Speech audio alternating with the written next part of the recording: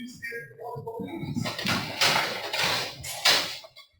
I pledge allegiance to the flag of the United States of America and to the republic for which it stands, one nation, under God, indivisible, with liberty and justice for all.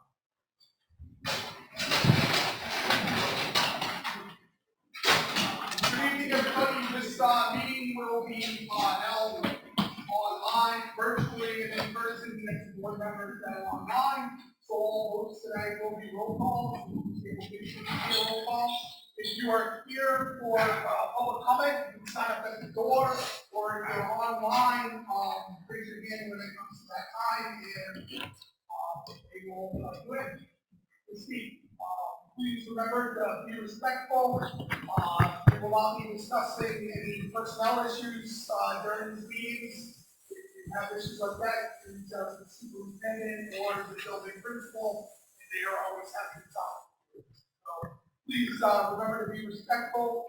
Everyone is here because they care about our 238 one best for all, for everybody.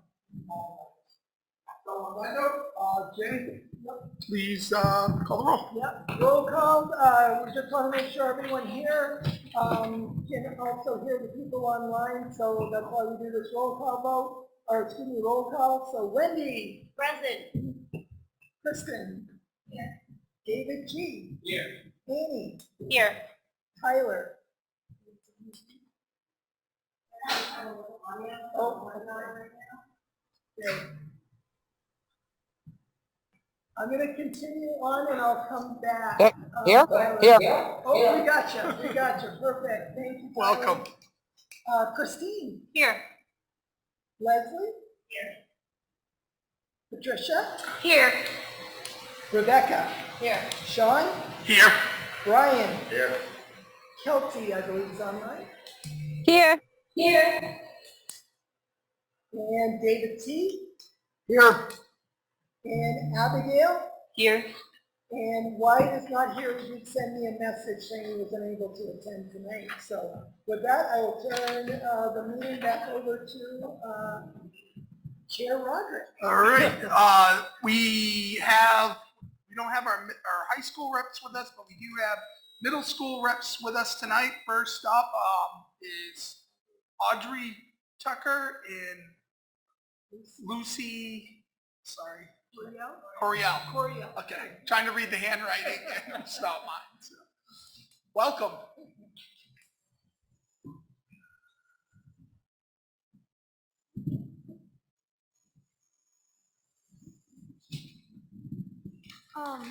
Team Royal River is currently doing a unit on food. They've been studying food and looking at science and chemistry.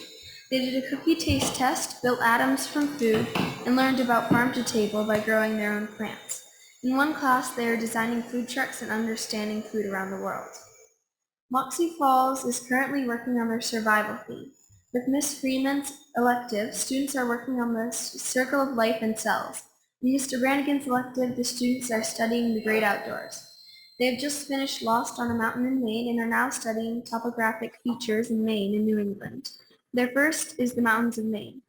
Moxie's math class is split into grade level math and STEM. In STEM class, the students are creating their own zoo and are integrating numerous subjects into the project. In reading and writing, they are working on a survival theme. In Spanish, the year-long classes are wrapping up a unit on Central America, while the exploratory classes are wrapping up a unit on the classroom and Mexican Independence Day. They are participating in an international Latin music competition called Locotubre. The students will learn about 4 different genres of music and some of the world's most popular Latino artists. The art classes are working on self-expression mugs by using colors and images to express their personality and interests. They're also learning how to write artist statements to go with their mugs in the display case. The display case will be set up next week. After those are done, they will be moving on to still life drawings. Right now, the health classes are in their relationship unit. They are going over what unhealthy versus healthy relationships look and sound like. Health class is also exploring ways to try and strengthen the relationships that they are in. Moose Island team is working on ocean for their theme. In Miss Tucker's class, we are learning about the Titanic and explorers. In Miss Beckler's class, we're learning about sound and light in the ocean. In Mr. Trinell's class, we're learning about marine animals. We have stickers and shirts for sale for a fundraiser. Sebago team is learning about community service and they're helping with Vicky's Boutique. They're working on narrative writing, creating characters from and drawing them and then writing about them. And they just went on a field trip to the Common Ground Fair. In music, they're learning about connecting music history and how music has affected society. And they're getting ready for their performances in guitar and piano. The concert for band, chorus, chamber, and jazz band is December 14th. And German students are speaking lots of German. We had 6 German exchange students come. Some Germans can introduce themselves in German and had a wonderful time in the exchange, learning a lot about German and learning what it's like to be a teenager in Germany. Don't run away yet. See if we have any questions. Thank you both for providing all that information. It's a lot of information. A lot of great things are happening at the middle school. And if you need someone to test out the food for the Royal team, I'm always more than willing. So I see Board Member Tarbuck raised his hand. Thank you both for being here tonight. Great job. All right, next up we have citizens' comments.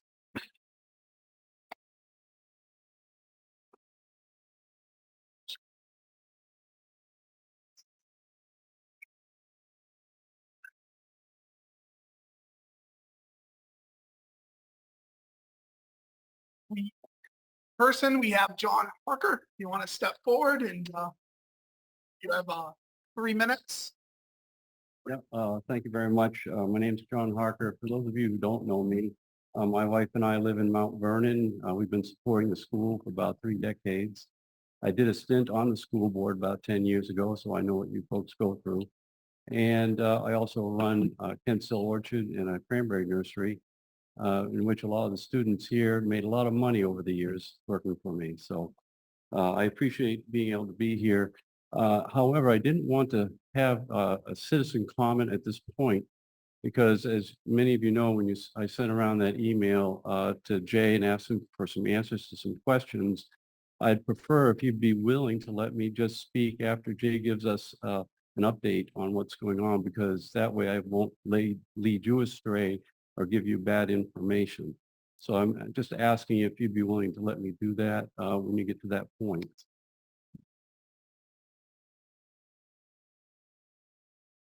I think we've done that before. Yeah. I mean, if you can stick to the 3 minutes during that time, I mean, the same rules would apply for Yeah, public comment. that'd be fine. I'd be happy to do that during that time. Yeah. All right. Thank you. All right. Thank you very much.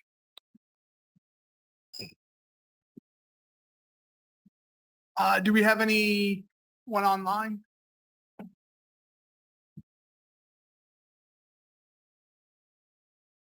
right, seeing no one online, we'll move on to additions, adjustments to the agenda by board or superintendent. I don't think. All right, anyone on the board? I just have a Oh, clarifying question. Yeah, it says citizens' comments are 5 minutes. Is that total Yeah. for citizen comments? Yeah, we just usually assign a time value based on how much we have been seeing, and we really haven't been seeing any comments, so we just. Oh, I see. 5 Okay, minutes, so, but it right. can be longer than that. Gotcha. Yeah, I just wondered if that was something that I missed or, okay, thank you. Anything else?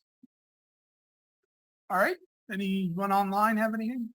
Seeing nothing, we will move along to, this is introduction. So if you guys will remember, we talked a little bit about there's a lot of new members on the board, but we've also got new administrators in some positions and stuff. So was asked if I could invite them to come one night for some quick introductions. So if that's okay, what I asked is maybe if I can get all the administrative team to gather around the podium, and then one by one, introduce yourselves, say where you are, what building, what your role is, just so that the board can put names and faces together. So if you don't mind. That would be great. Oh, another one. Yeah.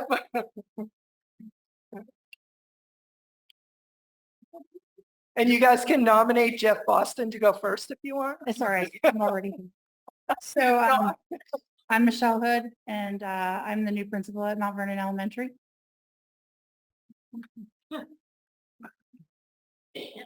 Rick Soroyce, principal at the middle school. Hi, Angie Kelly. I'm the assistant principal at the middle school. I'm Abby Harper, the principal at Manchester Elementary School. This is my 6th year there. Hi, I'm Jeanette Jacobs. I'm the principal at Wayne Elementary. I'm also a proud parent of 4 kiddos, 3 who attend Mount Vernon Elementary. Brian Mazur, Special Education Director for the district. Been here since 2005, I think, the high school teaching first, and then now in this administrative position. Also have 3 kids within the district. Jeff Boston, principal at Reed Field Elementary School. This is my 11th year in the district. Karen Smith, Director of Curriculum Instruction and Assessment. This is my 3rd year. Hi, I'm Michelle LaForge. I'm the principal at the high school. This is my 11th year as a high school principal and my 2nd year here at Maranka. Cal Dorman, assistant principal at the high school, and this is my 2nd year as an administrator. Hi, Sarah Morrill. I'm the director of the School-Based Health Center, which is located at the high school, but also covers the middle school. My 3rd year, and I have 4 kids in the district. I'm Steve Vos, I'm director of adult education, and this is my 12th year. Hi, Diane McGregor. I'm the technology director for the district, and I started in this district in 1990 as a 2nd grade teacher, and then I did some gifted and talented and a little bit of tech integration, and now I can't remember how many years I've been doing. Must be at least 8, maybe more. I don't know, but I love what I do. And Mandy, do you mind just waving to the audience there? Most people, you'll see Mandy sit right up here next to me. Budget time for those that are new to the board. But you probably won't see Mandy much unless we're running into some money crisis or something. Then you'll probably hear Mandy or see Mandy more. But right now we're good. She's doing a great job. So thank you very much to all the administrators for doing that. I don't know if the board has any questions for any of the administrators with that introduction or not. I will remind people that like Rick Soroyce may be starting his 2nd year as principal, but he's been here at the middle school for quite a few years. I won't put a number on it. I'll just say quite a few years at this point, just so that you guys know. Cal Dorman also previously was a business teacher here at Maranacook High School. So Cal may be going into a new role or starting his 2nd year as a new role, but he's very much a familiar face at the high school. So just bringing those up, and I apologize if I missed. Oh, Michelle, thank you. Michelle previously was a grade 1 teacher out in Mount Vernon Elementary School before stepping into the principal role. And we're very happy she was able to do that as well. And some of you may remember Jeanette Jacobs actually also worked for us as a coach within the district, literacy coach, for a period of time before she stepped into that role, her new role as well. So a lot of familiar faces, but also in new positions. So good to put a name and a face together. So I appreciate Sean for asking to have that. Yes. Thank you all, and thank you all for all you do, and look forward to working with you all throughout this year. Now we will jump into reports. First is celebrations. And Mr. Sirwa is going to tell us about a celebration that's actually very cool. Yeah, I feel very lucky to have an opportunity just to share this. So one of our teachers this year received an Actum Achieve Award which is actually quite a nice honor. I'd like to share with you what the mission statement of Actum is, just for those of you that don't know what Actum is. Actum, the mission of Actum is to enhance and influence education in Maine through the use of technology. And I would like to read just the beginning part of the letter that both Superintendent Charette and I received, along with Miss Amy Tucker, who is the winner of this amazing award. Unfortunately, she snuck out of here before I could recognize her. Her daughter is one of our school board reps as well. Sorry. She is online. Great. So I hope she's listening, and I hope she's embarrassed a little bit.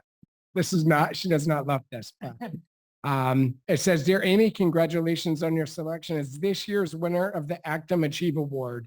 Your excellent work in Reedfield is an endorsement to your 21st century skills of knowing and doing. Achieve Award winners are professionals who effectively apply available technology now. They move forward utilizing current best practices and cutting edge approaches.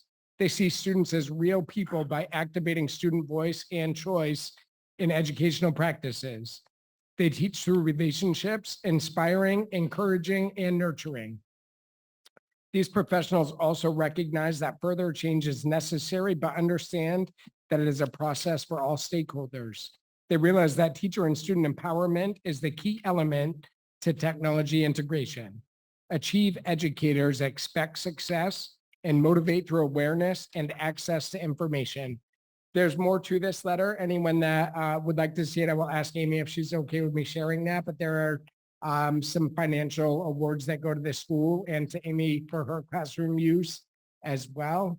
And anyone that knows Miss Tucker knows that she is really adamant about the use of technology in education. And she really works hard to make sure that, our school is all on board with that. And she definitely used this in her practices. So thanks for letting me share that. There'll be a special awards ceremony. I believe it's next Thursday, if I'm remembering right, at 3:30 at the Civic Center. Yeah, October 13th at the Augusta Civic Center. The award presentation is from 3:25 to 4 o'clock. So there are a bunch of us going to support her there, watch there, make sure she is recognized, because like Rick said, she definitely doesn't like this kind of recognition on the recognition like this, but certainly deserves it. So thank you very much for sharing. Yeah, thank you for sharing, and it was great to see that in the report we received, and congratulations to Ms. Tucker on that well-deserved award. Reports? Is there any questions from the board? Okay, Wendy, go ahead. First, I'd like to say thank you to Karen Smith for the link to the test. How many board members used the links and looked up those tests and took some practice tests? Well, the test has changed. It's not the NUIA it was. It was something different. I hope all of you will get on and take a look at how our kids are being tested. It how would you describe it, Jay? I don't even have words for it. I would like to be able to, as a board, discuss the test. So if everyone could take a look at the links, I would like us to talk about the change in the state test for all our kids. When I saw the test, the one thing I was most worried about, it takes a lot of concentration to do this test. And I did the 3rd grade test. And I couldn't believe how much reading had to be done and how confusing the questions were and the answers too. And it was more about inference. When you read a story and you have to put together logic and your own experience to come up with a question. Like, why did this character smile at this boy in the story? And in 3rd grade, you have to be able to say why. And then they have a list of answers, but it's not written for them. So they didn't ask anything about what was the theme of the story, what was the setting, who was the main character. what was the beginning, the middle, and the end? There was nothing like that in there at all. It was a lot of inference. Leslie, I don't know what your opinion was of it. Yeah, I didn't finish going to taking. I was more looking because I had no comparison. So I've done it first thing. I did the NUIA a few years ago, practice test, and this was night and day. And I felt very frustrated and anxious taking a third grade test because there was so much reading and I had to keep going back and forth and I had to look at the questions and look at the answers and there was a lot of that going on and it wasn't easy to access. And as a child, if I'm tired, if I'm hungry, I don't know how I would get through this test. So I was very surprised at the large change in this test. So I suspect that one of the reasons we have had such low test scores might be a change in this test that just happened apparently last spring. And I wasn't even aware of it. I really thought I was looking at the old NUIA. And the idea was small paragraphs, you'd answer a question, and then you move on the next thing, and the machine would make the questions harder as you advance with correct answers. And we could measure growth. And I really, as a board member, need more information on this test. What are we measuring? How are we scoring this? Who's grading it? Where did these questions come from? I mean, who created these tests? I mean, I have a lot of questions, but it's for a different meeting, I'm sure. And you all haven't even had a chance to look at any of the materials that we received. So thank you so much. That was incredibly enlightening. I'm happy to see it. Yeah. Abby, you probably had to take this test. Yeah, I mean, obviously I've taken them for years. I didn't have to this year because I'm a senior. Oh, you didn't have to in the spring? No, I don't think I've actually opted out of the test for the last 2 years because I once I hit sophomore year, I kind of lost feeling of like a point to it because it felt as though like at the high school, most of us are in different math classes. We're in different English classes. So what I'm learning in English 12 honors is going to be different than what the kids in AP Lit are learning. So those questions could be very simple for them, but might be a whole new world for me. Or even in math, like sophomore year, I took geometry, but some of my friends were already in pre-calc, so they could breeze right through it, but there was things I'd never seen before. So I think starting sophomore year, I started opting out of it because I was just like, well, how is this measuring me versus the rest of my school? Thank you so much for sharing. I appreciate it. So anyway, that's my humble request. Yeah, if the board wants to discuss it.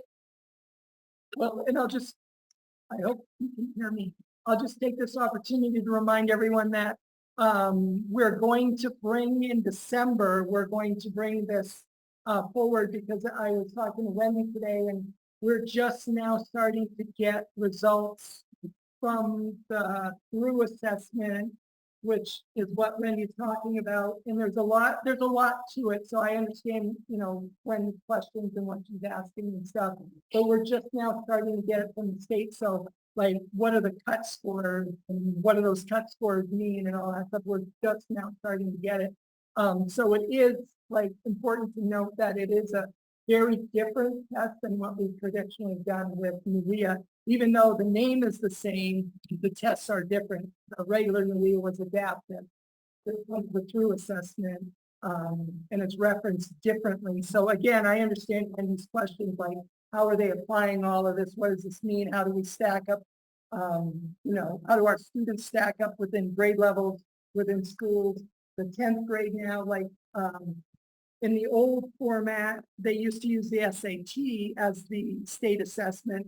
Now they're using this NUIA through assessment, and they're no longer mandating it for 11th grade students. It's for 10th grade students or students in their second year of high school.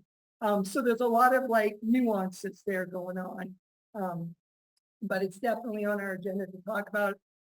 But again, I would kind of echo what Wendy said too. It's a really good idea to take a look at some of what those questions look like, sound like, because I do think it'll help you kind of get it. I think Karen, you would like to say something if that's okay with you, Sean? Yeah, go ahead. Yeah, absolutely. So the state has some trainings coming up. I'll share the link to talk about the test reports for the through assessment and so forth. I'll share the link. I'm pretty sure anyone can sign up for them and they're coming right up.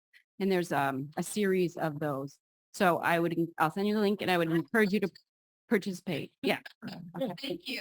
And I just want to echo what Jay was saying. It used to be the no EAs, we participated in them because we chose to as a district. I just want to remind folks, these are now state mandated. So it's a little different. We've at some point, I think before my time even, and I've been on the board now for 10 years or 11 years, because my daughter started at Reedfield Elementary the same year Mr. Boston did in pre-K. So, but it was something the board voted. This is a mandate by the state. And we have to do it. So just I want people to keep that in mind. It's not, and make it clear to folks, this is not something the district is choosing to do anymore. Yeah, go ahead. So last year's scores can't be compared to this year's scores, right? Since it's a totally different test. Right, yes. In a roundabout way, the answer to that is yes. There's some nuances there, but yes.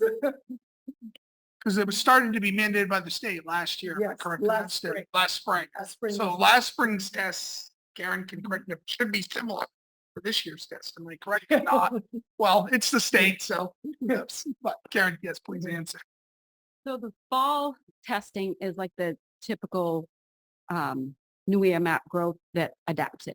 It's the spring assessment that is the through assessment that,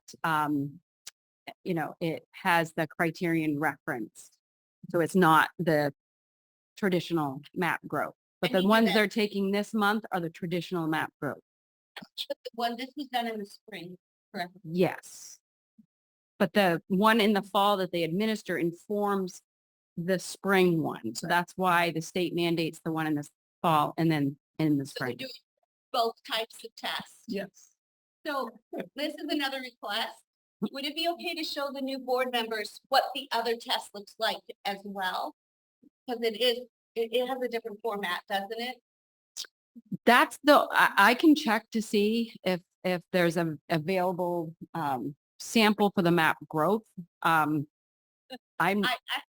may not be. Right. So that's what the state of Maine has provided for the link for the new through assessment. Okay. Yeah. Okay. Well, thank you again for the link. Like I said, I wasn't expecting. I did look at it. I just hadn't got there to plan on. No, Okay, but I maybe just, yeah. We can discuss it at another time. Yeah, I just want to be clear, folks, when you're thinking about it, it's not like we had prior conversations in years past. Are we giving too many tests? These tests they're not optional. We have to do them. So I just want to be clear because for folks who, so yeah, we definitely will get that on a future. There was a couple other things I had. I mean, I guess not really questions, but I just want to be clear that I did read them and I did hear from a few parents about the concerns of the middle school sub shortage note that was in here and that they're down some teachers. I don't know what we can do, but if there's anything as a board we can do, I just don't want that to go unnoticed because I did hear from a few parents about that. And it makes me concerned that teachers are already experiencing fatigue and it's only September. That's very concerning to me. So I don't know what we can do, but I just didn't want that to go unnoticed because that is a big deal to me. And I did hear from folks. So not looking for an answer. I just wanted to that didn't go unnoticed. Is there anything else anyone else would like to raise or questions? All righty. We will go on to, it says Austin Bear Society. Anyone have any updates from that? Okay. Committees and subcommittee assignments for 2023, 2024. So we put a new kind of updated version in your folder. You might want to take a look at the just a few dates because there was a few conflicts and added some dates in. So in your folders is an updated draft with today's date on it. And I worked with both Sean and Rebecca to kind of fill in the committee assignments. Some people step aside, I heard that was a pretty intense arm wrestling match that happened at one point, but it all worked out okay. So, looks like we've got everything covered. If there's something that doesn't work for you, please let, myself or, Sean know, or even Rebecca know, and we can make further adjustments. But what we'll do is start plugging all these dates in on the calendars, going forward. And we'll start doing reports, start doing meetings in October with reports from the committees beginning in November. So, any questions on anything? I think we're ready to roll. Yep, seeing no questions. If you have any questions, as Jay said, you can reach out to the one of three of us. All right, we will move on to action informational items. First up is approval of minutes of the September 20th, 2023 board meeting. Will we approve minutes September 20th, 2023 board meeting? Second. Discussion? I have a few possible suggestions. All right, yep, go ahead. So when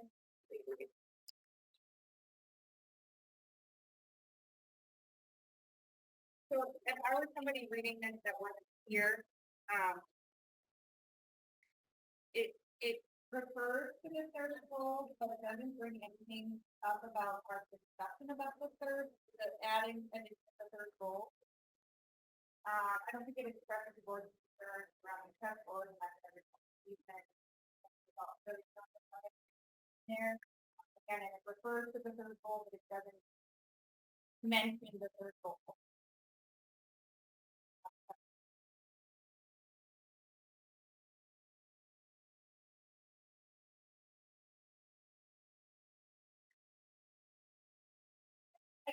So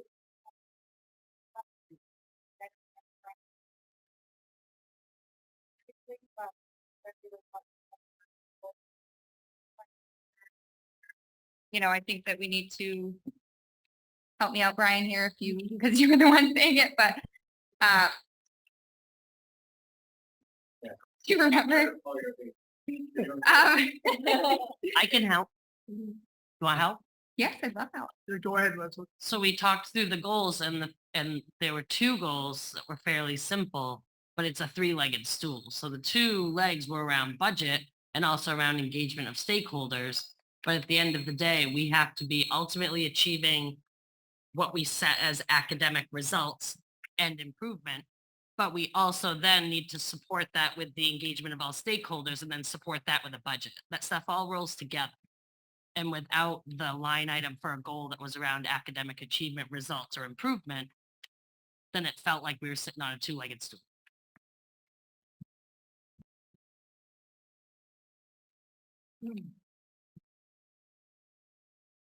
Sean? Yep, sorry.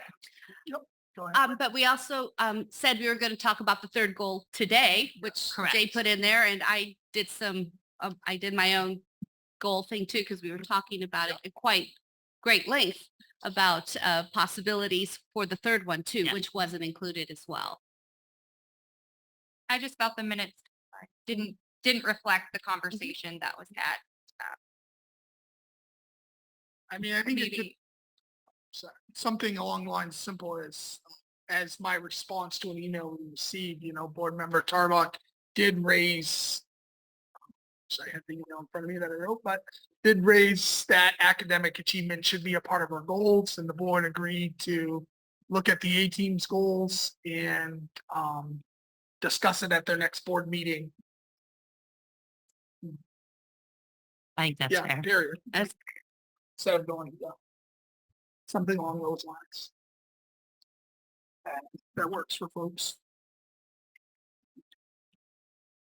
So do you want that to replace the? I don't think it needs to replace it. I think it's put it. James spoke about. Yeah. Goal of that it would get for around student engagement and assessment with the idea of getting back to achievement of both the students. Maybe Brian said that and not Jay, and I think they both Yeah. Kind of Brian raised it and then Jay kind of followed up.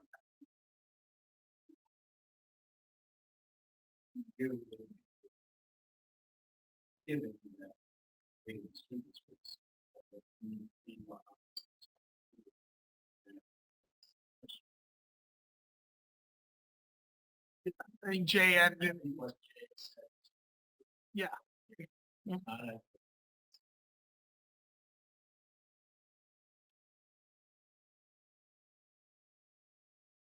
Yep.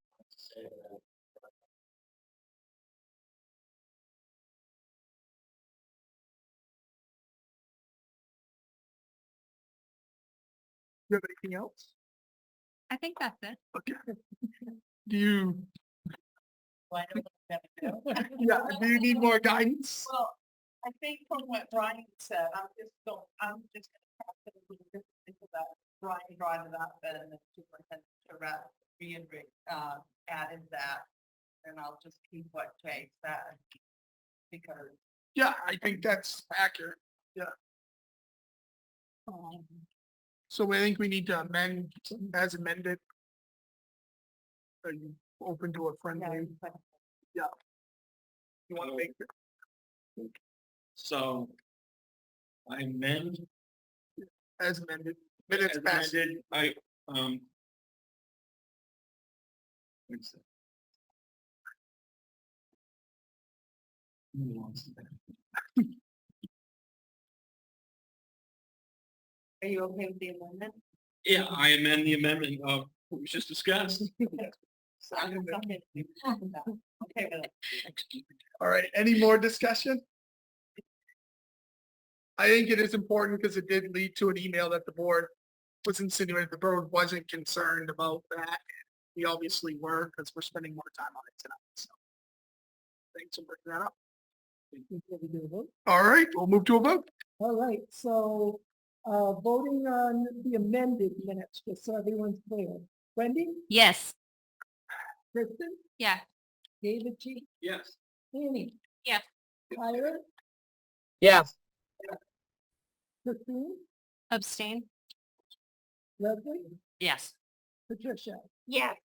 Rebecca. Yeah. John, Yes. Brian. Yeah. Kelsey, Yes. David T, Yes. and Abigail. Yes. I wasn't there. Sorry, David. What did you say something? Oh, abstain, sorry. Yeah. Yeah. So it passes with 2 abstentions. All right, next we're gonna move on to acceptance of bid for 2 obsolete sewing machines. I move to accept the bid from Janice Therian for the 2 sewing machines in the amount of $152 as recommended by the superintendent. Second. Having a motion and a second, any discussion? Seeing no discussion, we'll move to a vote. Wendy, Yes. Kristen, Yeah. David, Yes. Annie, Yes. Tyler, Yes. Christine, Yes. Leslie, Yes. Patricia, Yes. Rebecca, Sean, Yes. Brian, Kelsey, Yes. David T, Yes. Abigail, Yes. and that one passes unanimously. All right, next acceptance of high school teacher resignation effective 10/27/23. Susan Karen. I move we accept the resignation, high school teacher resignation effective 10/27/23 to Karen. Second. And then, so just so you guys know here, she's actually going to be working a little later than October 27. She's going to give us a little bit more time and we really appreciate her being able to do that. So I just told her that rather than write a different letter, I'd let you guys know that she will be getting done right at the Thanksgiving break. So she's going to stay a little bit longer. And it's much appreciated. Any other discussion? Seeing no other discussion, we'll move to a vote. Wendy, Yes, with regret. Kristen. Yeah. David G. Yes. Annie, Yes. Tyler, Yes. Christine, Yes, with regret. Leslie, Yes. Patricia, Yes. Rebecca, Yes, with regret. Sean, Yes. Brian, Yes. Kelsey, Yes. David T. Yes. And Abigail. Yes. And again, passes unanimously. All right, now, consideration of board goals, second draft.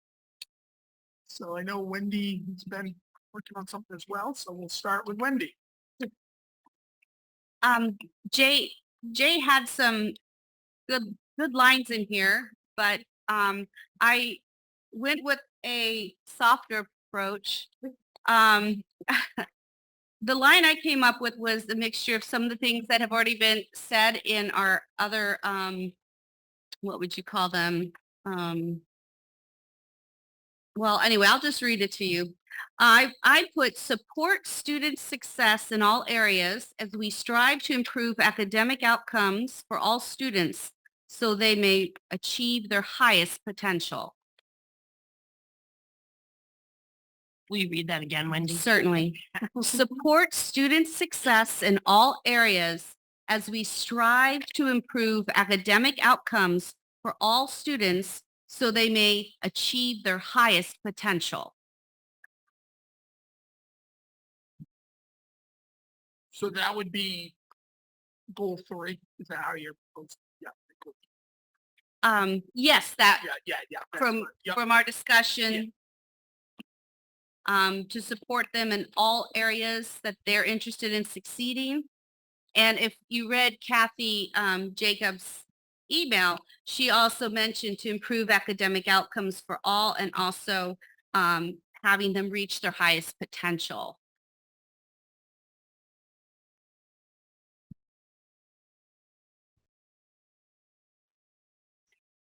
So as far as indicators for success, did you have any thought about that? Well, I didn't want to get it into complete specifics because every situation is different. And our job really isn't to get into the weeds because the staff and everyone else, that's what they do.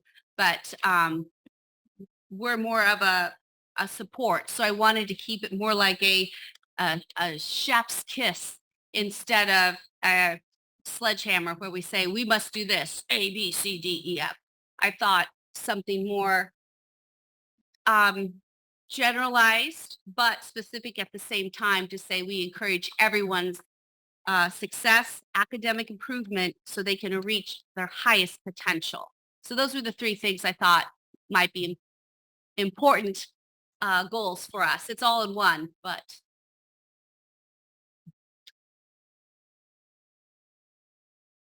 Any other thoughts, discussion?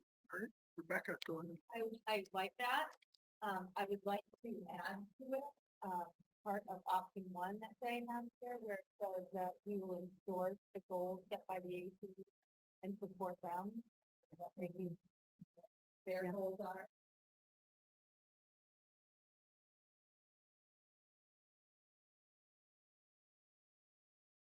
Brian?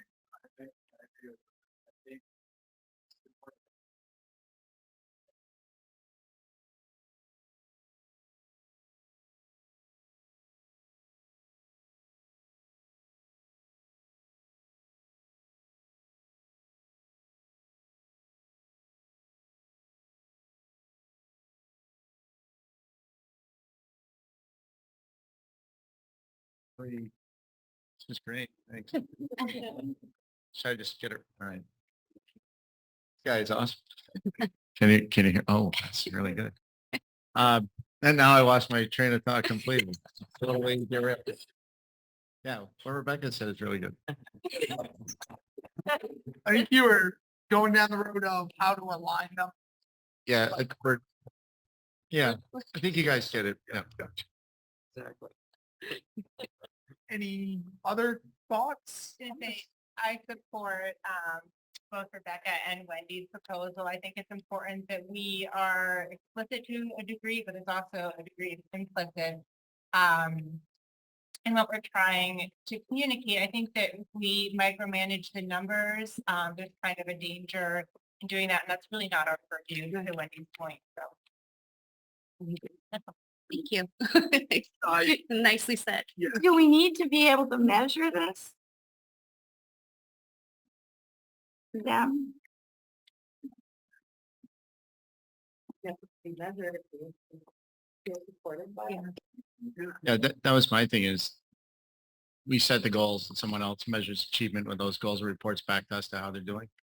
I think that's what you Yeah. was. But yeah, it has to be measurable by somebody. I just don't know. It has to be measurable by us per se. I would, yeah, I agree. I agree with that. What Ryan just said. That's it. Yeah, what Ryan just said. Like, say further, I think the combination of Wendy and Rebecca's statements. Could we just do both statements? Keep them separate and just do both of them, one after the other? Doesn't have to be one giant. Right. pop. Yeah. I Easy think to that- read. I think that would work. You do kind of like we did the others though. Yeah, I think that works. Yeah, all right. Well, do we want to vote on the whole package now? All right, we. And I asked, so will that be goal rate? Yes. Yep. Folks are willing to, someone's willing to make a motion on this. I move that we adopt the goals as we discussed tonight, the third option being the combination of Wendy's suggestion and the option one, that is endorsing the 18 goal. And we can, yeah, all right. Does anyone need those reread? Everybody good? Okay, I'll just need a second. Second. Thanks, Christine. Having a motion and a second, any discussion? Now, does anyone need either of those reread so it's clear what they're voting on, or it's good? Maybe the third one. Could we just hear it once all together? The third one? Okay. Wendy, can you read yours? Start with. Okay, do you want to start with mine or you want to Yes. start with yours? Okay, mine is support student success in all areas as we strive to improve academic outcomes for all students so they may achieve their highest potential. And then we'd add, to support ongoing academic growth and improve student attendance, the school board endorses the goals set by the administrative team for the 2023-2024 school year of meeting the target scores in linear growth and achievement in math and literacy, as well as meeting the target for daily testing. Great work, everybody. Great work to all of all. All right, seeing no more discussion, I think we've talked about this quite a bit. I think we're good. We'll call for a vote. All righty. Wendy, you're up first. Yes. Kristen, Yeah. David G, Yes. Annie, Yes. Tyler, Yes. Christine, Yes. Leslie, Yes. Patricia, Yes. Rebecca. Yes. John, Yes. Brian, Yes. Kelsey, Yes. David T, Yes. Abby, Yes. again unanimous. Great. Great. Return to learn. Okay. Oh, we need a motion first. Okay. Yeah, that's right. Someone wants to make a motion? We approve the return to learn plan. Second. Having a motion and a second, we'll have discussion. Now, Jay. So, again, we're in the final year of ESSER funds, that we, received. I'm gonna go over that in a little bit more detail in just a little bit on the agenda. But we received about not quite $1.5 million, that we spent through, 22, 23, and we're allowed to spend through 24. So we're looking to kind of wrap things up. As part of the requirements for that funds, we have to have a return to learn plan that is voted on every 6 months. It's just part of the requirement of the grant. So I haven't changed anything on this from what it has been. You'll see the date on there. The original date goes back to October 29, or excuse me, September 29, 2022. Am I got the right? 21, thank you. Yes, 21. So it really hasn't changed much from that. One of the things that we did list out there is what Maine DOE and Maine CDC may make recommendations. But we also had kind of agreed that if there's no civil emergency, all the decisions rest with the RSU 38 Board of Directors and or superintendent. And if there is a civil emergency, all mandated requirements by the state will be considered for implementation. We didn't say they would be mandatory. Again, he would be coming back to the board for that final approval going forward. So that was added in a couple of years ago. Like I said, other than that, not much has changed. Again, we kind of look at the 4 pillars of making sure our basic needs are met. Everyone having connectivity and devices, making sure there's a social emotional component, and then obviously the academic component as well. And obviously we are not tracking COVID cases or anything like that anymore. So it does list it as green. Remember back in the day, that's kind of what they said. If you listed as like green, yellow, red. We've been in green and the civil emergency has been lifted. So being very honest and saying this is more of a formality than anything else. So. All right. I can answer any other questions. And Yeah. yeah. All right, Mr. Harker, you want to go ahead?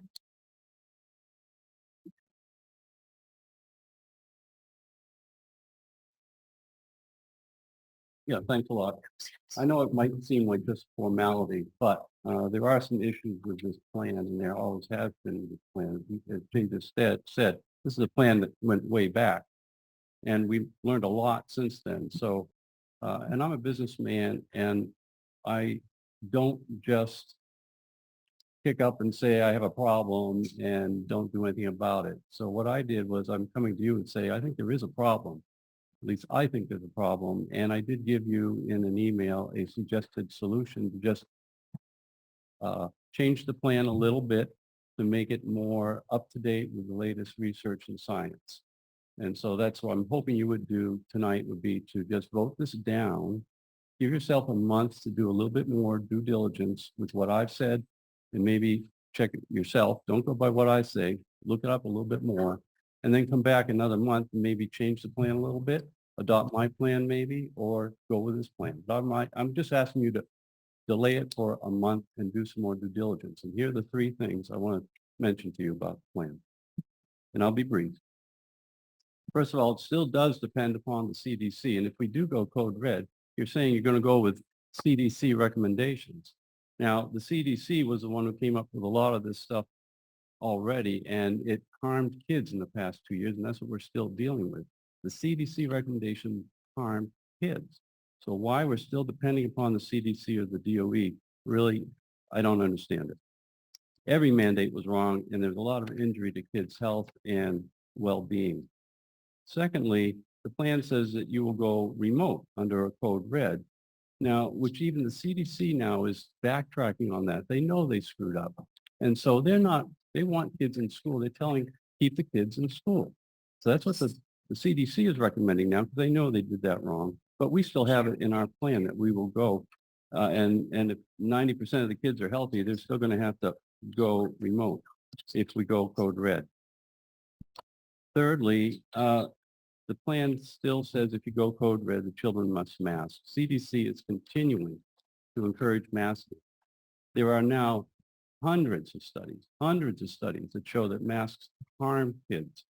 CDC is now saying, let the kids go to N95s or even respirators if they have to. So they now know they made a mistake with the handkerchiefs and the surgical masks. Well, the problem is, if you read the CDC recommendations at the bottom of that page, it says, black and white, one sentence, that the N95s have never been tested for children. It's only for adults and it's only an industrial situation. It's only short term. Never been tested for children, yet that's what they're continuing to recommend. Children have been hurt mentally and physically. CO2 levels in masks are way above industrial safety standards after even wearing them a half an hour. So, and they don't filter out virus particles. And I'd be happy to give you the research data on that. And finally, as far as vaccines go, again, CDC is encouraging vaccinations. They're encouraging vaccinations. Now, we now have, and I'd be happy to send you the links, over 1,000 peer-reviewed scientific studies showing injuries to children. Over 1,000 studies, and they're coming out new ones every day. And sometimes you might hear in the news a little bit about myocarditis. Any kid getting a vaccine today, it's absolutely the wrong move. And yet CDC is still promoting it. And in this plan, if you go with CDC, even DOE, and even now, you're probably supporting going to vaccinations for children. Remember, 99.9997% of the children survive COVID. It's less dangerous than the flu. So those are the three reasons why I think you should just put this on hold. I have already ready to send to you any of the scientific data if you would like to have it. If you would just vote this down tonight, anybody who might have an interest, I'd be happy to send you it. Anybody have any questions? I'd be happy to answer questions. But the plans, one last thing. Code red. Yes, you've been in the green. But the CDC says you will go code red if hospitalizations go above a certain number per 100,000 people.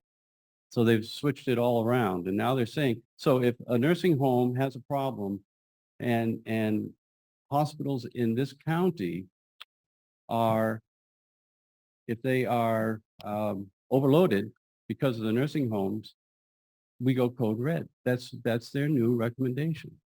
It's totally absurd. So thanks a lot, Sean. And if you have any questions, I'd be happy to answer them now. I just hope you guys will just put it on hold for a month. Thank you. Thank you. Thank you for coming tonight. Yep. So further discussion on this topic?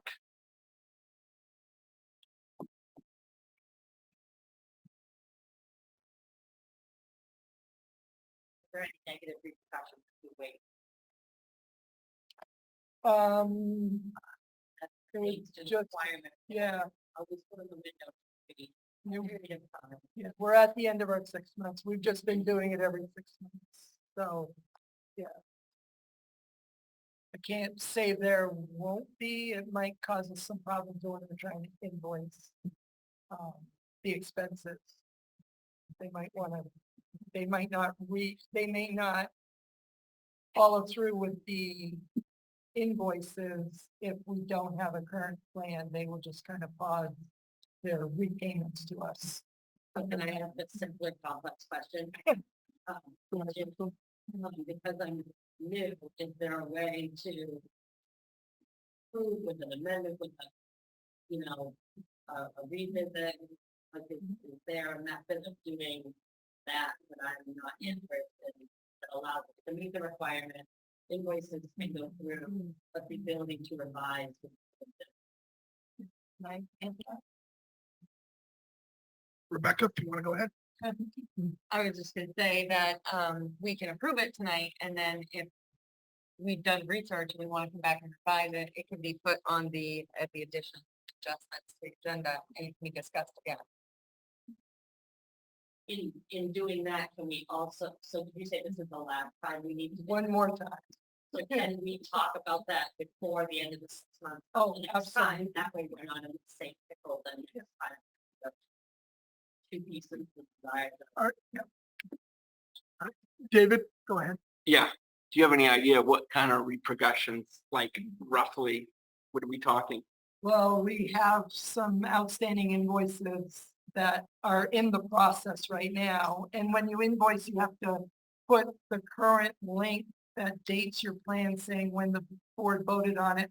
So if we don't have that, they'll just basically take our stuff and they put it over here, send us an email and say, oh, you guys didn't do this yet. When you do this, let us know, and then we'll go back and do that. We'll go back and continue the process. But it could be, I'm not sure if I'm able to say exactly how much is outstanding. Maybe would you know that off the top of your head? That would be a big ask for me, and I'm sure it would be for you too, so.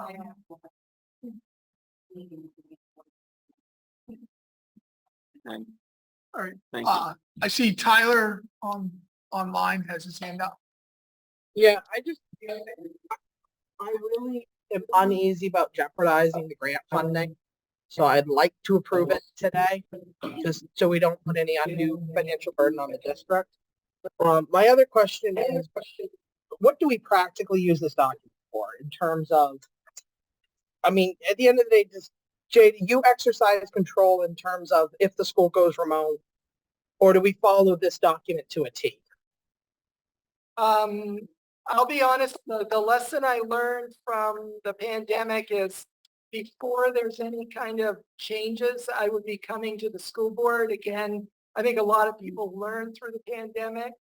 We had to make quick decisions, but I know now that I would probably do things a little bit differently. And if something did spike, I would probably be calling a special meeting of the board and saying, this is what's going on. This is what our plan says. What pieces do you want to implement going forward? That would be like my lesson. So I'm hoping we're not ever in a situation where we were last time where it was like we all were making decisions kind of blindly, and we don't want to do that. And I don't want to do that. Well, just echoing what Jay said, if, you know, and there's nothing in this plan that can't be amended, which is crucial. And the other key point is that we can do research at any time. The research window for us does not end once a month has gone by, or it can only be within the month. Any of us can do research, and there's a wealth of information out there, and I look forward to it. But there's no time limit on research that we can do to further to make an amendment down the line.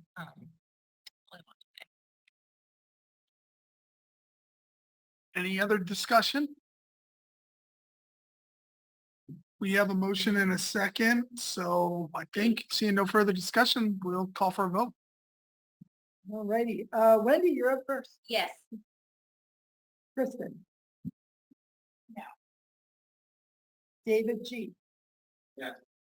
Annie. Yes. Tyler. Yes. Christine. Yes. Leslie.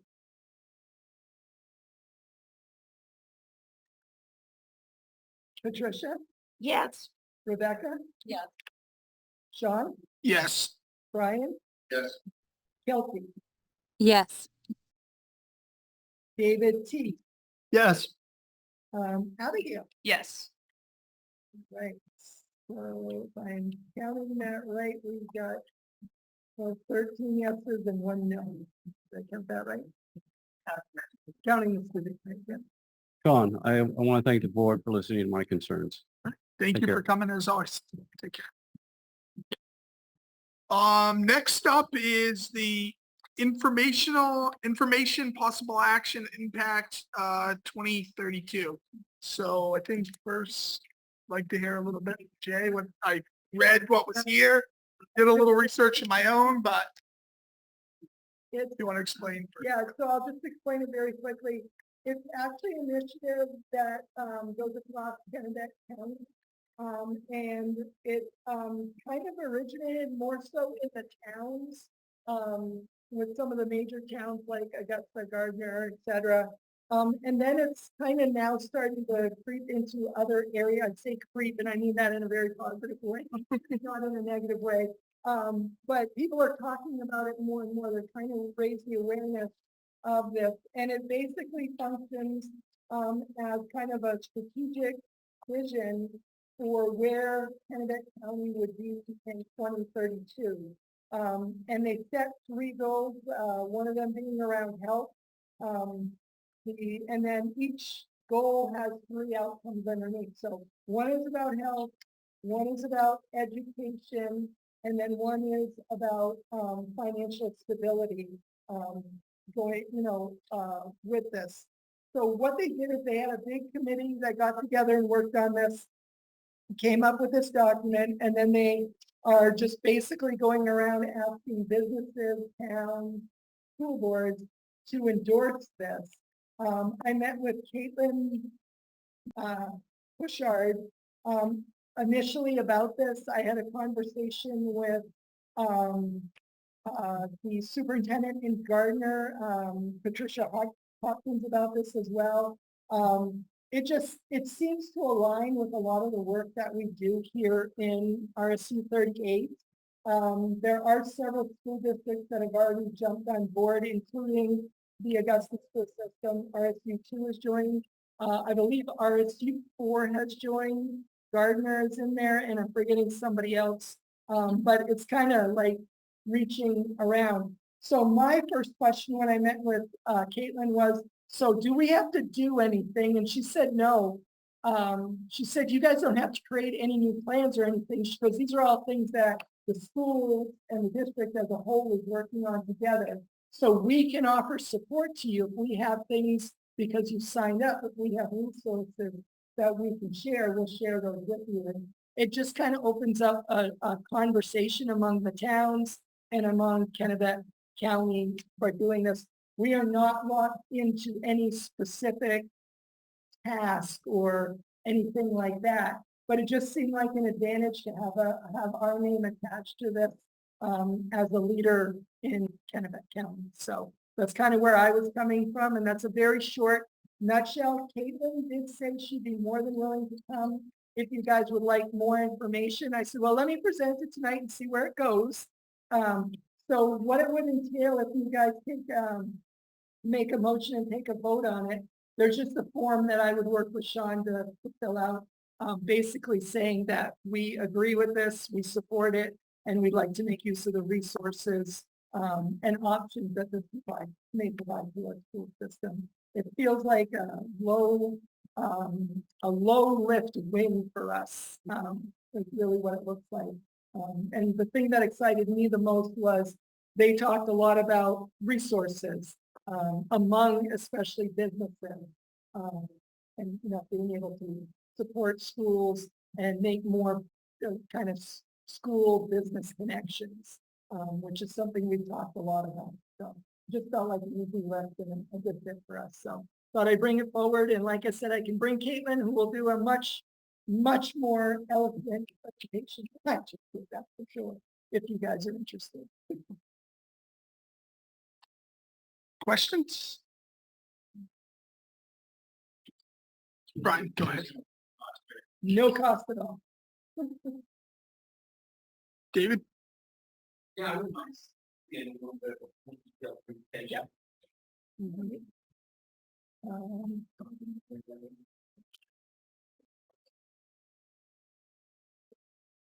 And we can just, and I should have said this, we can sign on whenever we want. This is not time sensitive either. She approached me over the summer about it, and I said, well, I don't think board meetings. And I said, probably looking at the agenda would be October would be, she just let me know. So I certainly can ask her to come in. I know she has a slide deck that I could get and send on to you guys too as well. So.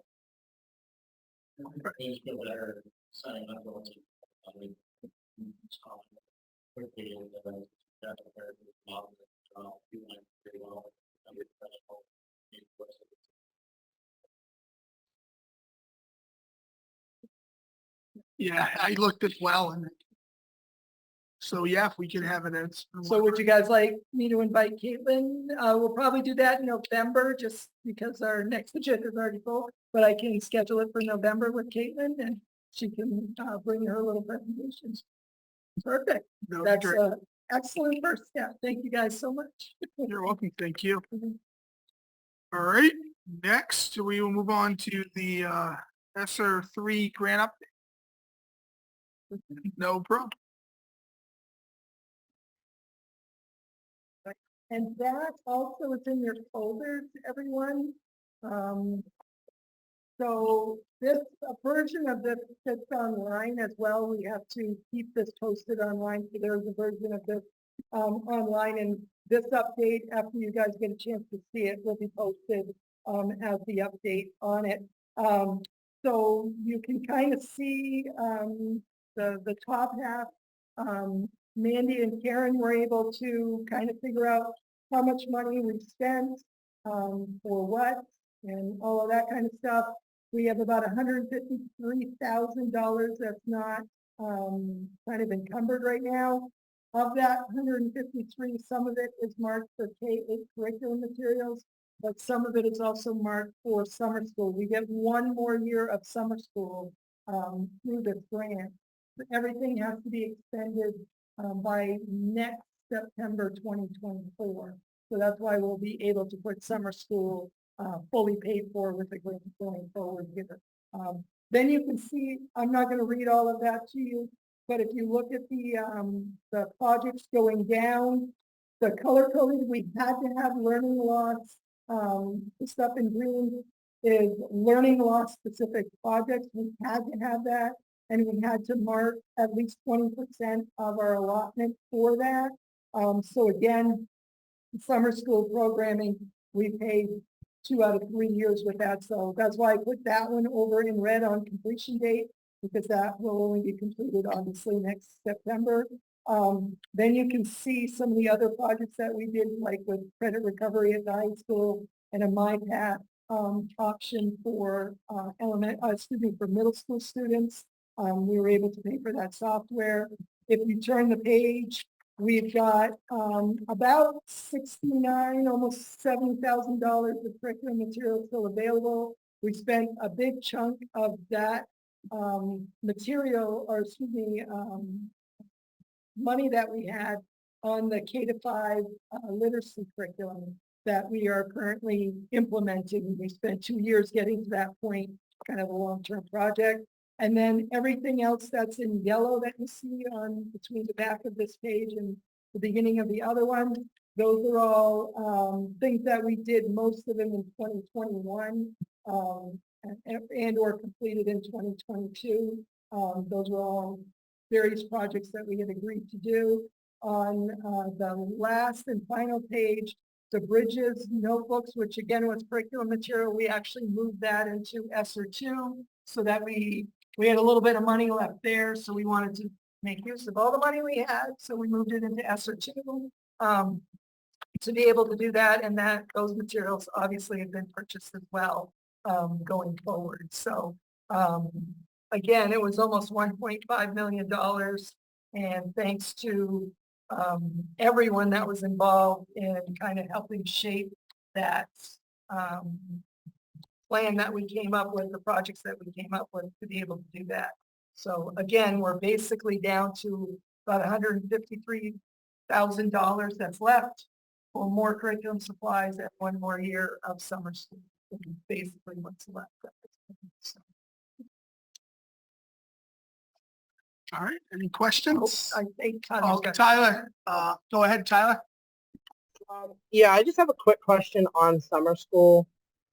Since this is the last summer we're going to provide it, do we have a rough cost of what that's going to look like for budget increase? Because I'm going to be blunt.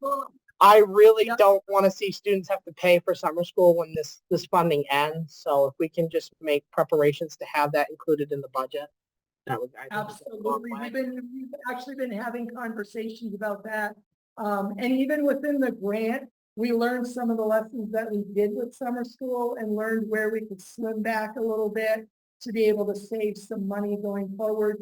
The end goal was to be able to present something that would be sustainable for us to pick up and be able to use going forward. So that's our goal, and that's what we'll be bringing numbers forward through budget season. No, you got one more, but you probably want to ease into it as well. We don't want to just say, oh yeah, here it is.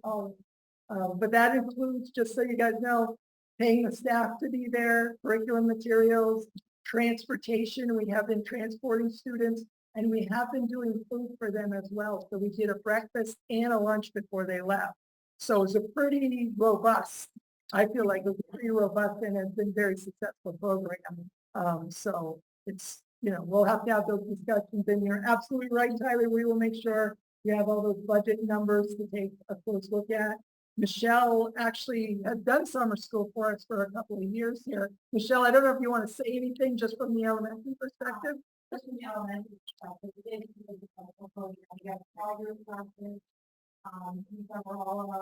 Oh, Michelle, can you go to the microphone? Sorry. I mean, just from my experience for 2 years working under Amy Haig, she runs a fabulous elementary program. It is very well organized. One teacher per grade, small classes, you're able to run the curriculum. We do a certain amount of math, a certain amount of reading every day. And you can really see the difference with the students. They're getting a lot out of it. It is very structured and routine. So I enjoyed it. It was a great, really great program. So Thank you, Michelle. I didn't think put you on the spot like that. Thank you. I heard from some of the kids and they really enjoy the program. David? Yeah.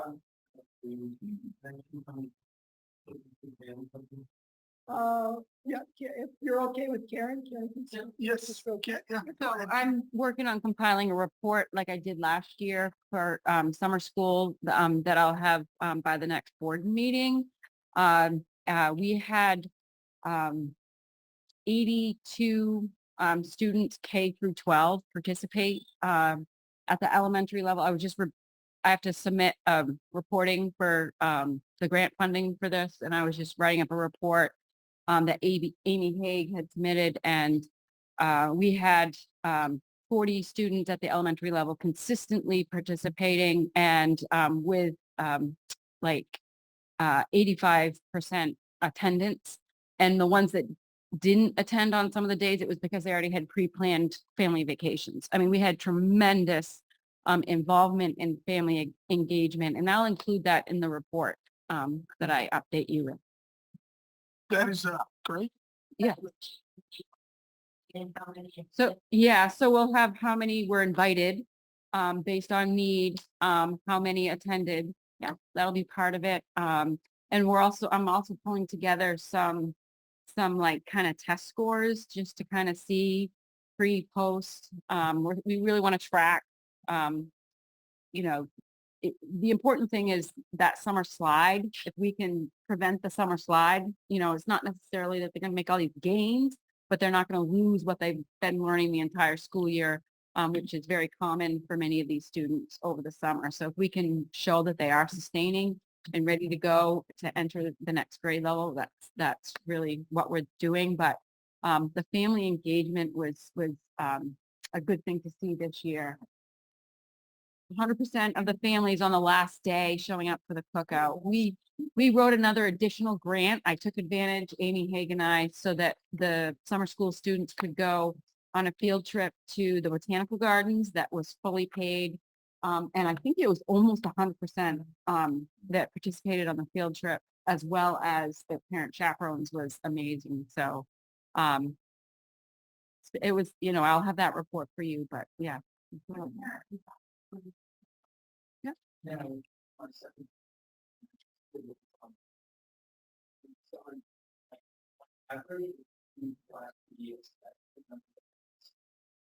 So this past summer was a third summer. The first summer was that first summer through the pandemic. And it was really more about just getting those kids that we hadn't seen to start coming to school. So it was more about just engaging and getting them on campus. Then, you know, summer of 22, you know, we were that much better. And then like, it just gets better every year, I think, as we, you know, learn more about what the students' needs are and, you know, how we can run it efficiently and so forth.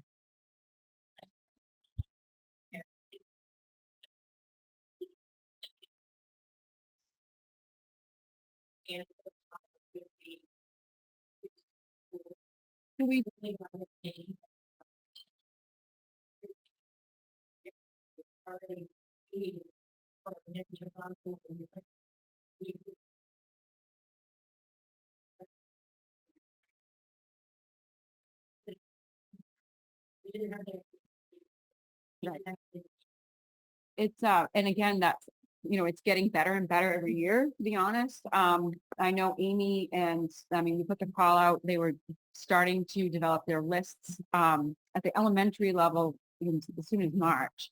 A high school level is a little more tricky. They're looking at credit recovery. I don't know, Michelle. Yeah. So sometimes it is almost to the end of the school year that they're inviting a student to attend for that credit recovery component, because that's the primary focus of the high school students. So that's just something, the nature of how that works. Yep. And just a historical perspective for everyone. RSU 38 did not have summer school in this version pre-pandemic. There was some offerings that were done at the high school level, basically to kind of finish your credits, things like that. But there was no like sustainable, there was nothing offered to elementary or even middle school students. The only thing that was available was offered at the high school, and that was very limited. It was like the first 2 weeks after school let out, and that was basically it. So we really did take advantage of the opportunity here to kind of craft something and put something together. And it's been, as Karen said, more successful every year. So I definitely feel like we've done the right thing and we're getting better, and we'll get to a point where it's a thing. So, but just that historical perspective is important. So.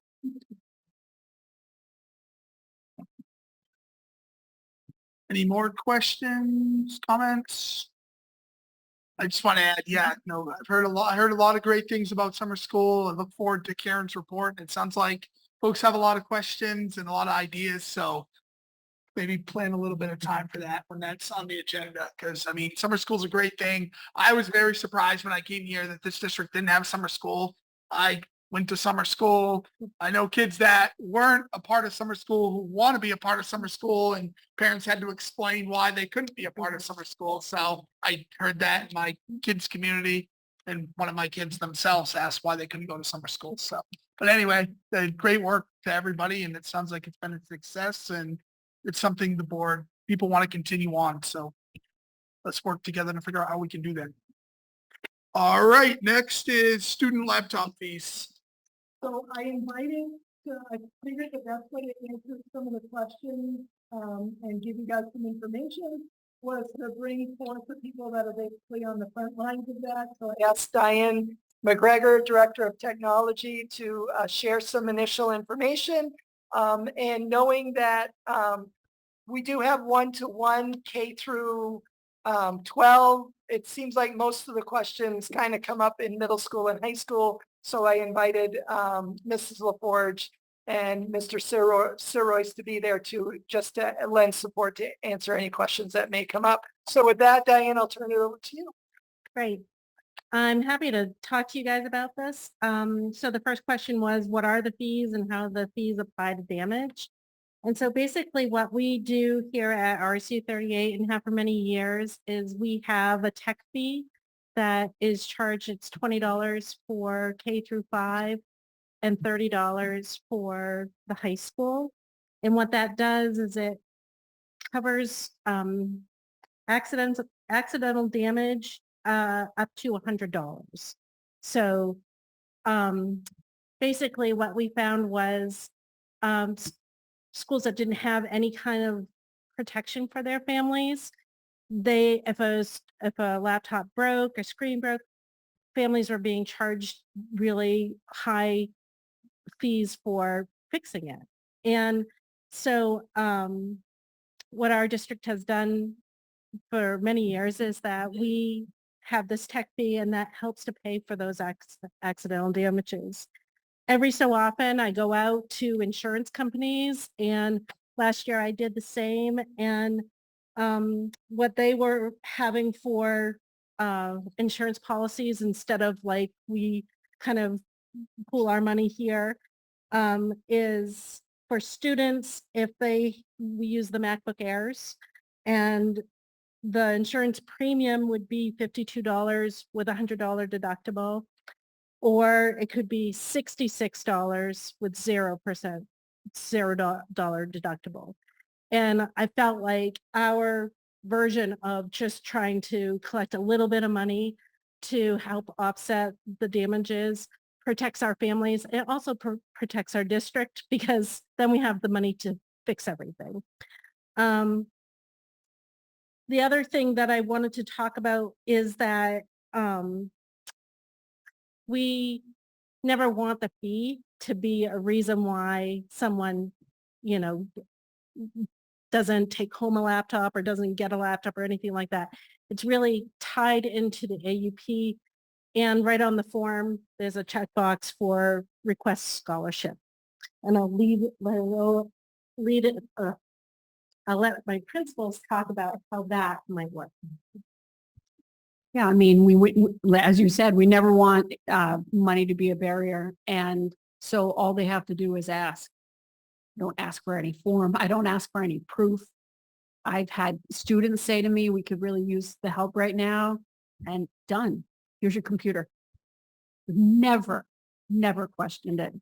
And this kind of group coverage where we pile a little bit of money in to cover accidental coverages is something that I've seen developed at each of the last 2 schools I've been at as well. So that insurance, the way it works is you end up applying these high fees to only the students who have damage. And it is not like a car. It is not like if you follow the rules of the road, you are less likely to have a car accident. It's a school. So many students who are doing the right things might end up with damages. It is not that the deserving should not get fees. If we all share a little bit, put in some money, and I know Rick feels the same. There are times when, you know, a parent might say to me, can I pay you next month? And I make choices at that point. I say, yes, of course, pay what you can when you can. But if it would help, we'll go ahead and waive the fee. And, you know, that the goal is to not shame anybody. You know, every family gives what they can and how they can. And every member is our community is a contributing member. So it's just a question of asking. And I make sure that I'm there on the day that we're doing the early laptop handout, so they can see that I'm there supporting that early handout and also at school. So I'm really readily available.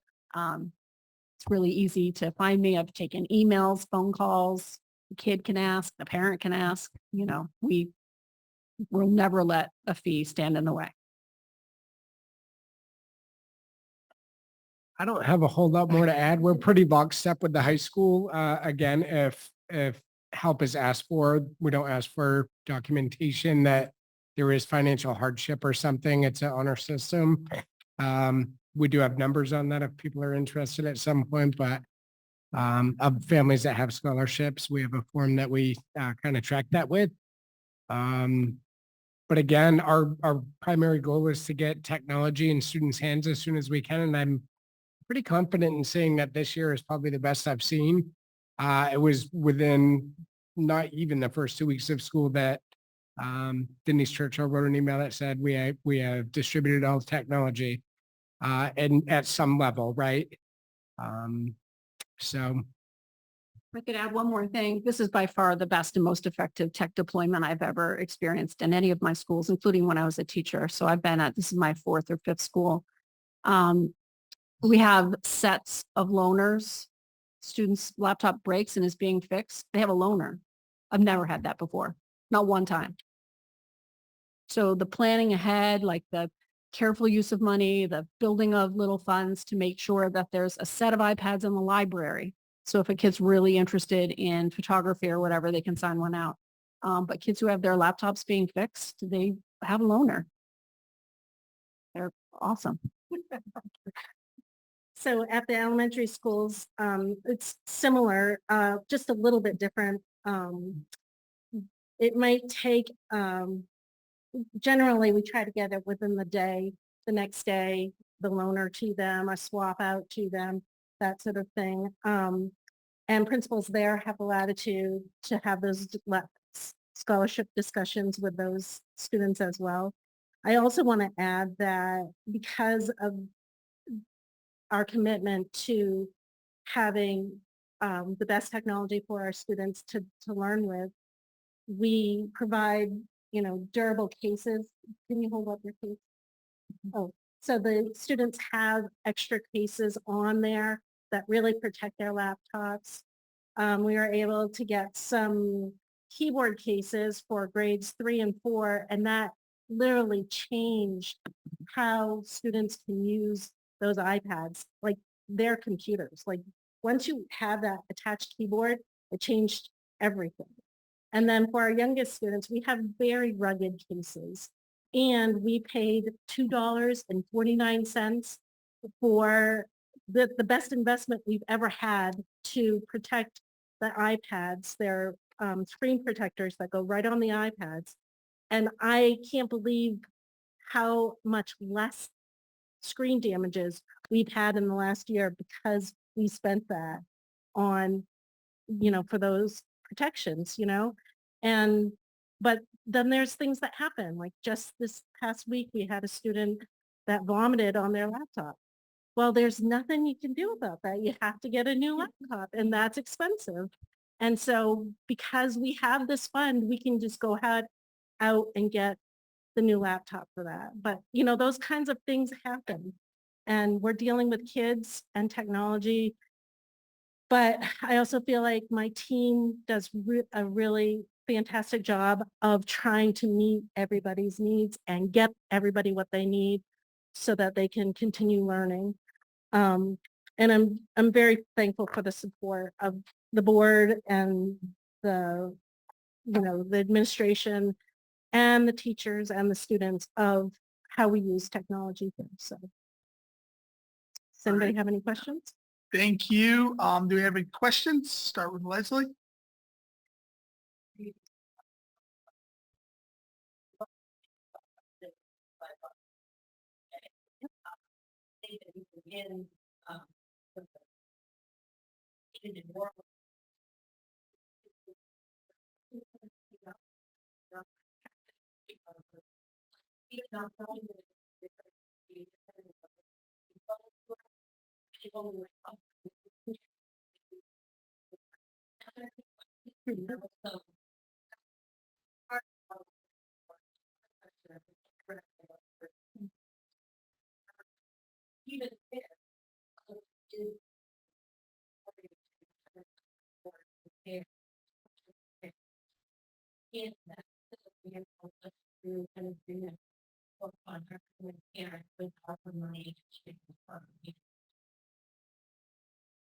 I don't understand what you're saying.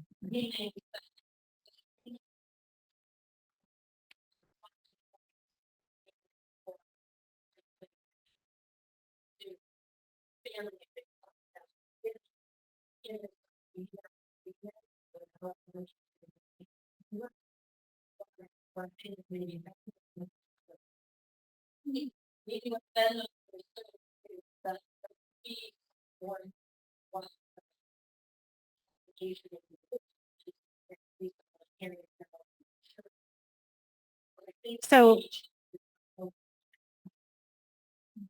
there, I think I understand. I mean, there's enough injury to the laptops that people would be charged hundreds of dollars, and that would be their obligation. And many families can't meet it or meet it on time. It disrupts the entire structure of providing everybody a laptop. There's a lot of damage, like constantly, little, big, and just creating an agreement that the family is responsible for paying does not result in the families being able to pay for the for the damage.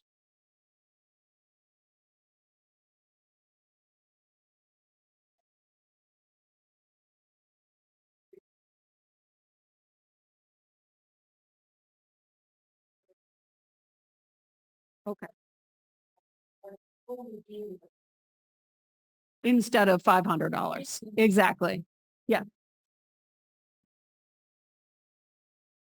Okay. Yeah, we can consider some new language that might clarify that. Christine? Oh, no, I didn't have. Oh, I anything. thought I saw your hand up on court side and Ty. Nope.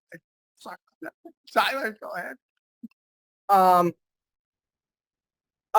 I just want to commend us on how we run our laptop program. As a student that had to take advantage of the damage, when I dropped my laptop, my or I guess this would have been back when we had iPads. I dropped my iPad in 10th grade, shattered the screen, and it was $100. You know, and we were able to make that. And I think, you know, more broadly, the fact that we have, you know, these policies in place to that the families that can, you know, help the district with the damages and those that can't, you know, we make the exceptions, obviously. I know in the laptop program that I run at the college, most of ours is under warranty, but the ones that aren't, I'm assessing students' bills up to $1,000 for a replacement laptop. A broken charger, I'm assessing a $20 fee here or there. On top of that, our base fee for our laptops is $125. And if you can't pay that, you don't get a laptop. So I think, you know, some of these small fees here and there to keep a universal program going are ultimately in the district's best interest if it ensures every student has access to a laptop. Okay, just real quick, it's not just the students. I believe the teachers and staff still have to pay their own fee as well. So with everyone doing their part and insurance, oh, you don't anymore? No. Remember we made that change? Oh, was it from last year, okay, yeah. okay. So back to the students, so with everyone doing their part, it is a well-oiled machine where the people that need help can get it. Any more questions, discussion? Go ahead.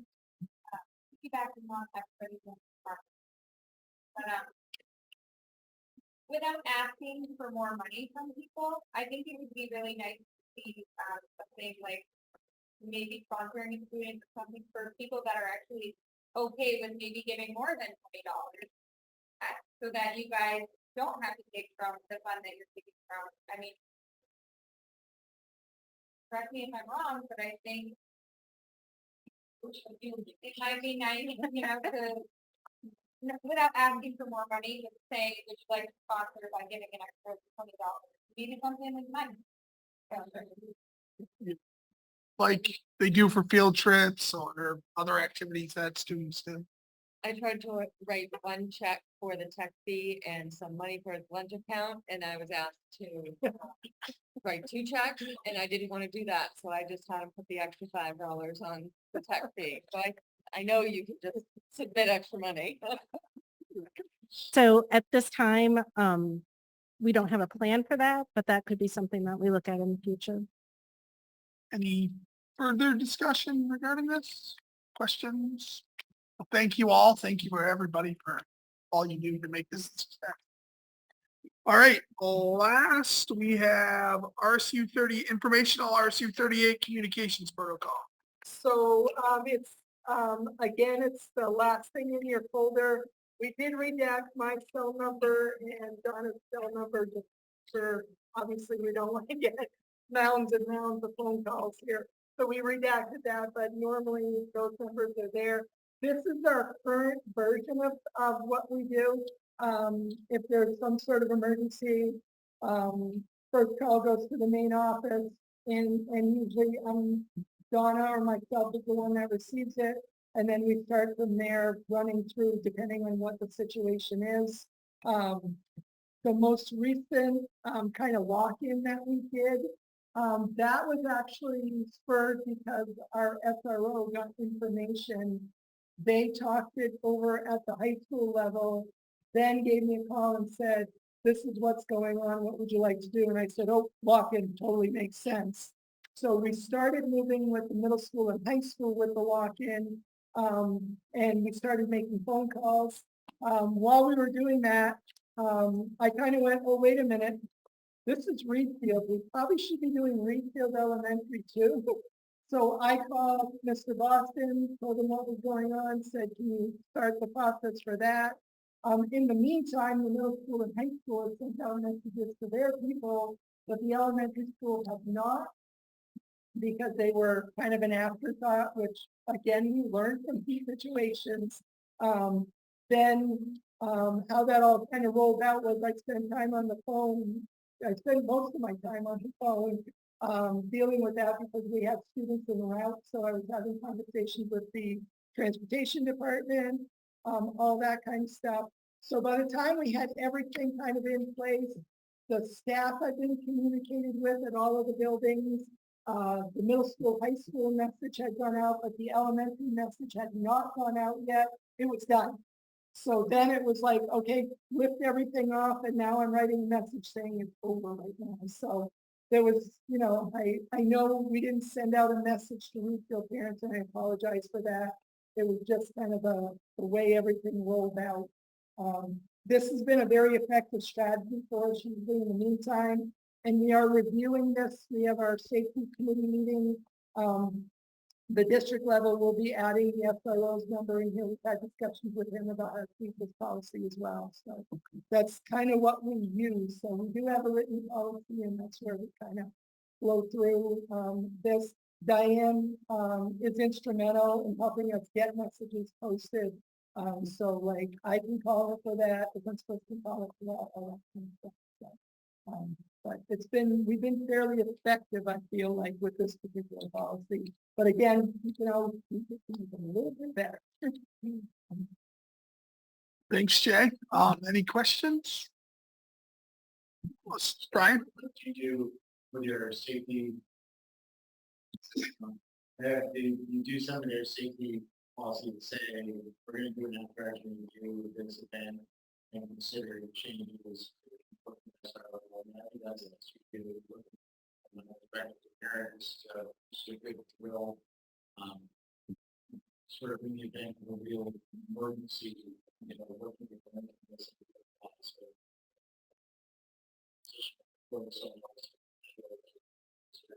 Taking that information.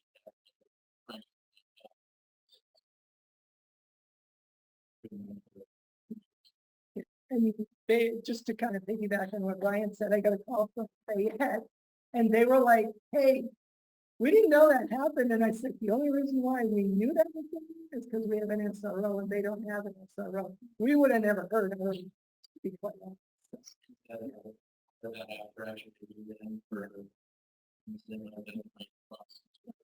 Right, and that's something we talked about with Fayette saying, oh, you need to be added to our policy so that there is a notification. Yeah, so we've had that discussion with both George, Joseph, and Courtney to make sure that. Leslie? Yep.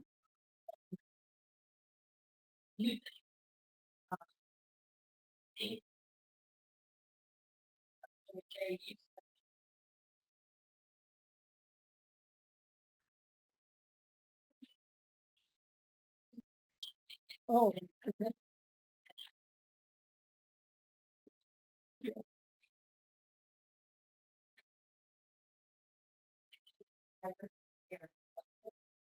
But simply saying that if something could have,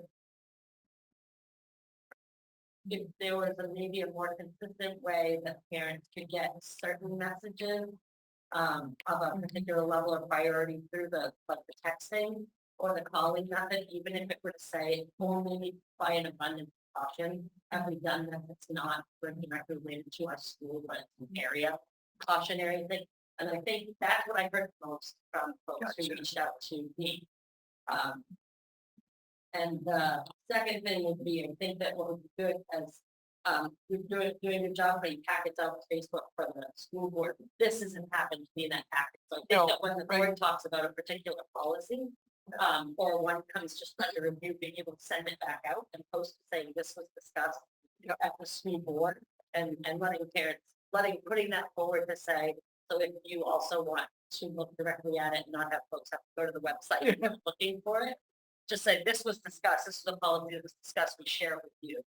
I think that would just help folks to become informed too, because some of the healthy discussion that we had was if things were followed and we have a policy, then you guys did exactly what anybody would expect. So if someone questioned whether the policy should or could be different, then that's a different conversation.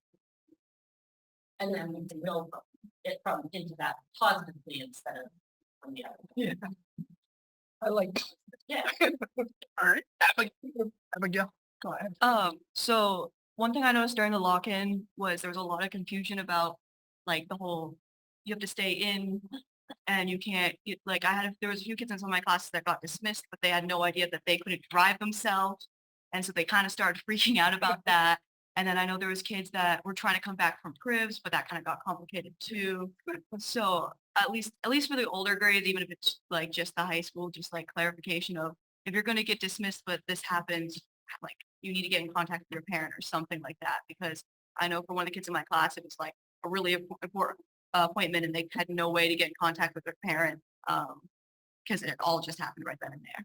And I'm glad you brought that up, Abigail, because that was brought up too when we kind of started to debrief and we were like, oh, okay, so that is part of just the procedures within the schools that we're going to talk about because it looks different at the high school, at the middle school, at the elementary. So thank you for bringing that up, but you must have heard our conversation because we did talk about that as well. So thank you, Abigail. No, thank you. That is great feedback. Anybody else? All right. Oh, I didn't know that was supposed to be shared. Yeah, Michelle just slyly slipped that girls soccer just won 3-1 against Levitt, so we're undefeated. Nice job. Well, that's a great way to end the meeting. So, motion to adjourn. Second. All right. Have a good night, everybody.